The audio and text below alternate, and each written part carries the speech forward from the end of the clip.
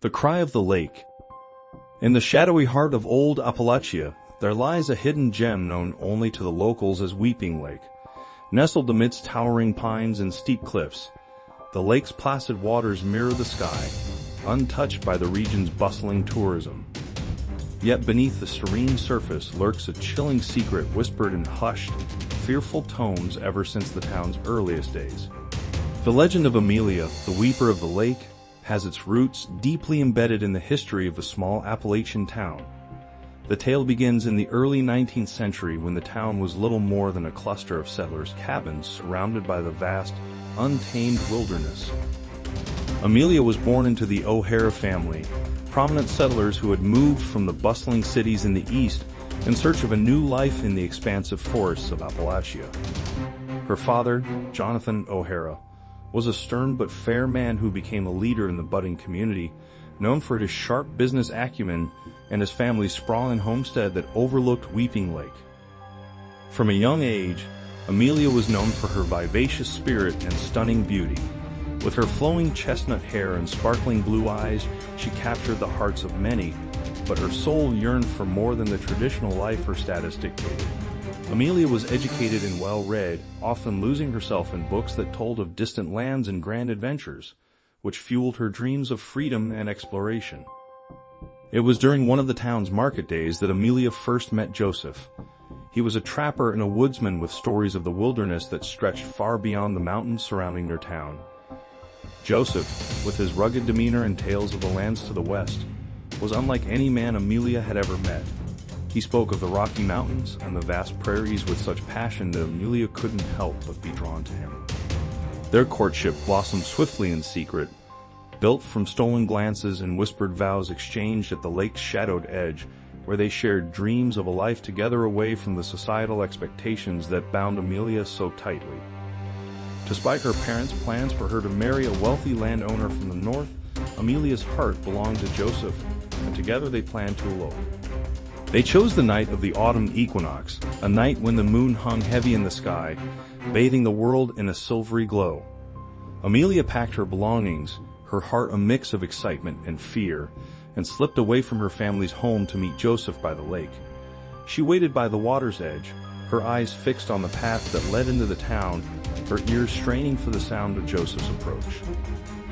But as the night deepened, Joseph did not come. Hours passed, each moment stretching longer than the last. The cold seeped through Amelia's cloak, chilling her to the bone. Despair began to take root in her heart as the first light of dawn approached. Heartbroken and overwhelmed by a sense of betrayal, Amelia stepped into the icy waters of the lake, her tears flowing freely. As the sky turned pink and gold with the rising sun, she disappeared beneath the surface, her despair echoing across the quiet town. The next morning, the town was abuzz with the news of Amelia's disappearance. Search parties were formed, and the lake was scoured, but no trace of Amelia was ever found. Joseph, too, had vanished, his name becoming a whisper of scorn among the townsfolk.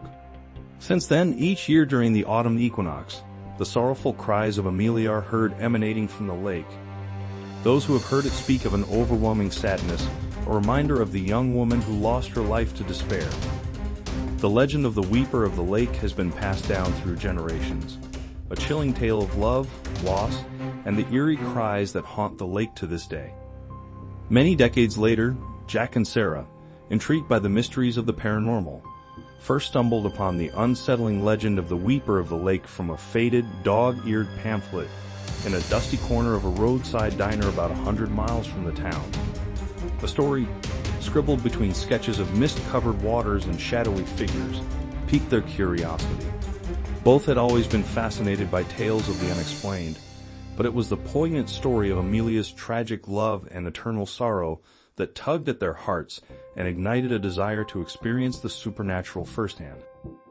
As novice seekers of the supernatural, they had spent long, restless nights wandering abandoned asylums, old battlefields, and haunted forests with little to show for it but stories of eerie feelings and unexplained cold spots.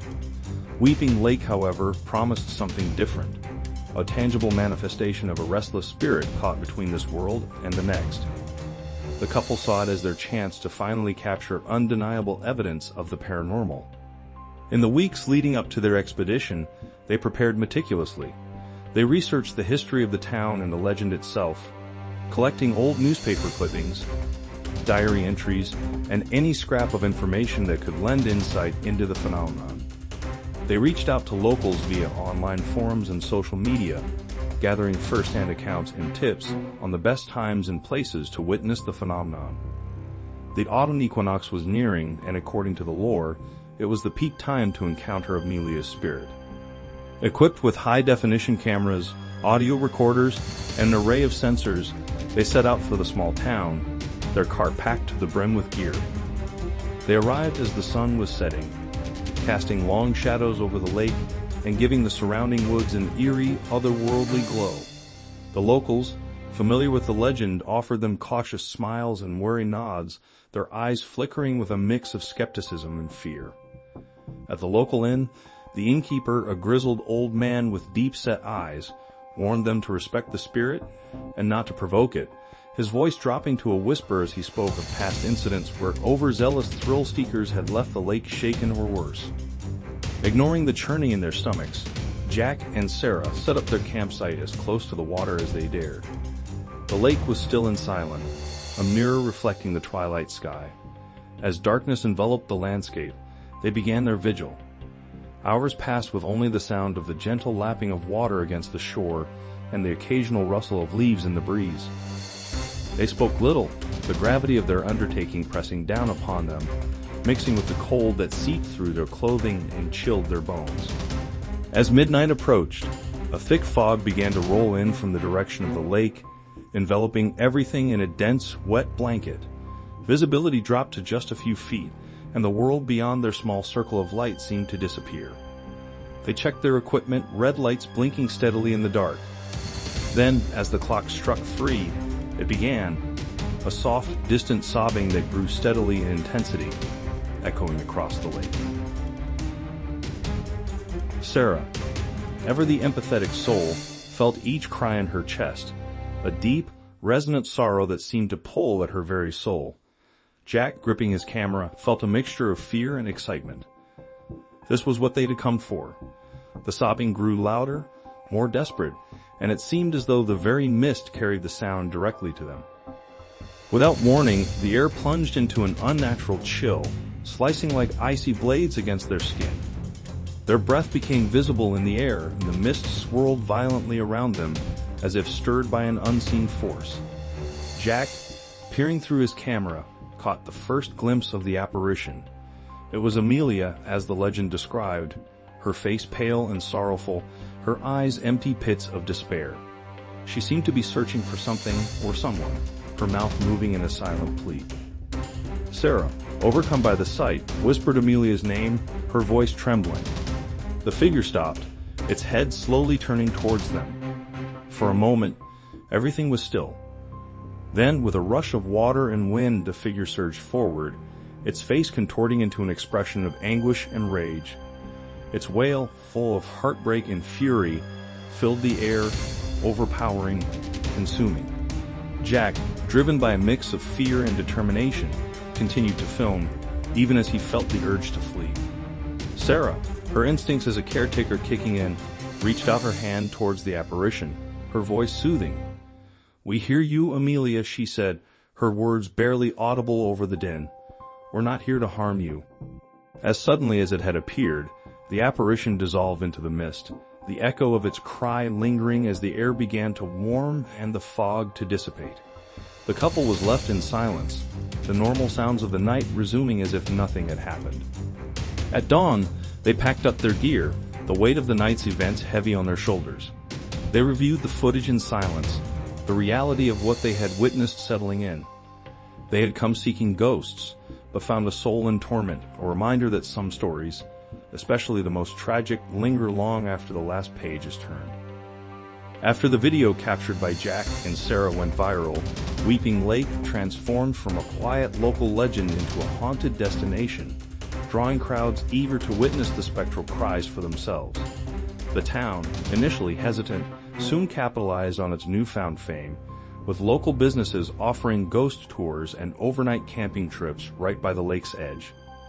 But as the autumn equinox approached once again, the air around the town grew thick with a palpable sense of dread that seemed to seep out from the lake itself.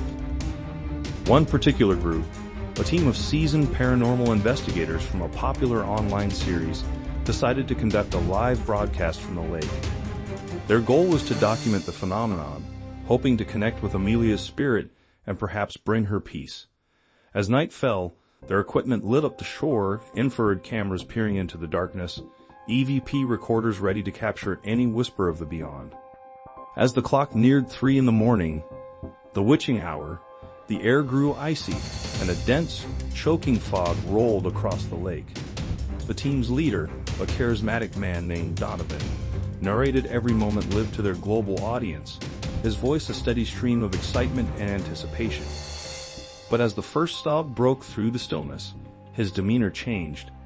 The cries were not just sounds. They felt like waves of sorrow crashing over the shore, each one laden with a century's worth of grief and unfulfilled desires.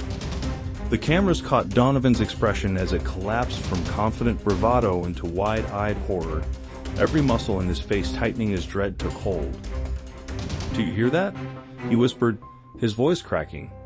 It's as if the lake itself is grieving. The sobbing grew louder, more intense, and then, without warning, all the lights and equipment flickered and went out, plunging the team into darkness. Panic ensued. The camera, now only capturing audio, recorded their frantic voices, the shuffling of feet, and then a scream, sharp, terrifying, and abruptly cut off. When the feed snapped back, only the lake's natural moonlit glow illuminated the scene. The team was silent, the camera panning slowly around to show an empty spot where one of their members, a young woman named Elise, had been standing just moments before. "Donovan," came a choked voice from behind the camera. "She's gone. Elise is gone." The remaining team members gathered close, their faces ghostly pale in the dim light, their eyes wide with fear. They called out for Elise, their voices desperate, but the only answer was the lake's mournful weeping. The camera, still live, captured every second of their hasty retreat from the lake, the feed continuing until they reached the safety of their van. Donovan, pale and shaken, turned to the camera one last time. "We came here to find a ghost," he said, his voice barely a whisper, "but we found something else, something far more terrifying. We're leaving now, and we urge everyone to stay away from Weeping Lake." The broadcast ended abruptly, leaving viewers around the world in stunned silence. The investigation was quickly called off, and an extensive search for Elise commenced. Despite days of searching, no trace of her was ever found. Rumors swirled. Some said she had drowned. Others claimed she had been pulled into another dimension where Amelia's spirit was doomed to relive her last moments forever. The story of that night spread like wildfire, the legend of Weeping Lake growing darker with each telling. No longer just the sight of a mournful spirit, it had become a place where the veil between life and death was thin and porous, where the living could be snatched away in an instant. Today, the lake is quieter, the thrill-seekers and ghost hunters deterred by the chilling events. But the legend persists, passed on in hushed tones by those who remember. On still nights, when the fog rolls in and the moon casts a silvery glow over the water, you can still hear the cries.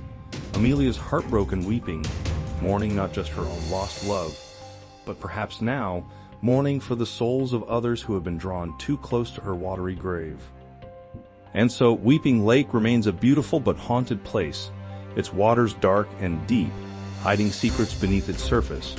Now visitors come less often.